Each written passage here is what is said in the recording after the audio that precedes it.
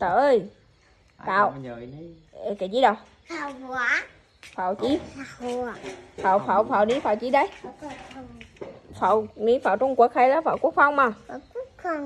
Phạo Quốc Phong hay phạo Trung Quốc nè? Có từ Phạo chí mà?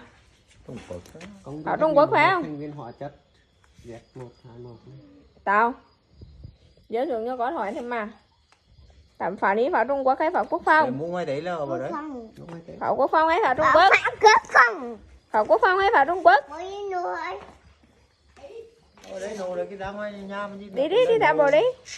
mấy nha cũng đi thơm cái nô.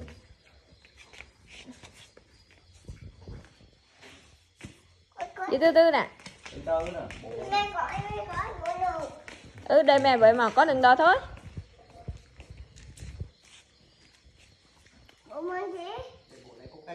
Con đã đừng chờ cưới nữa đấy. Con hai nhầm đã rồi.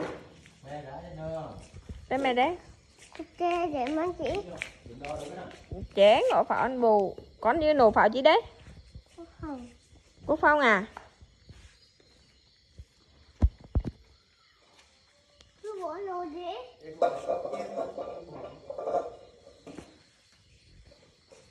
Pháo Quốc Phong. Pháo chí mà? Pháo Quốc Phong. Pháo chí mà? Pháo Quốc Phong ăn gì đấy? Pháo cái chí? Người mi nổ. Nổ chí? Pháo. Pháo chí? Pháo Quốc Phong. Pháo chí? Pháo Quốc Phong. Pháo Trung Quốc? Pháo Trung Quốc. Phải không? Phải. Công an bắt rồi. Pháo chí?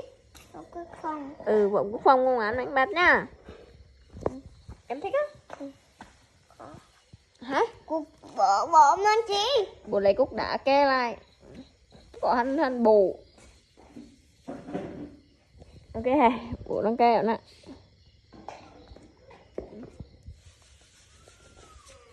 Em thích không? Không giảm giá. Ai nhầm ra? Tao. Hai chí? Hai nổ. Ồ. Con không nhầm ra hai nổ à? Nổ. Nổ trúng chí? Trúng hai à? Ngoài. Nổ trúng hai con hai à? Con bỏ nổ. Con ngồi đấy thôi à? Chăm chưa? Hỏi bố bắt mày là chưa? Bố mày là chúa. Ốc rồng á? 0,5 à? Rồi để mẹ quay ốc rồng 0,5. Bố nổ pháo hoa đi. Để đây. Chuẩn bị nhá.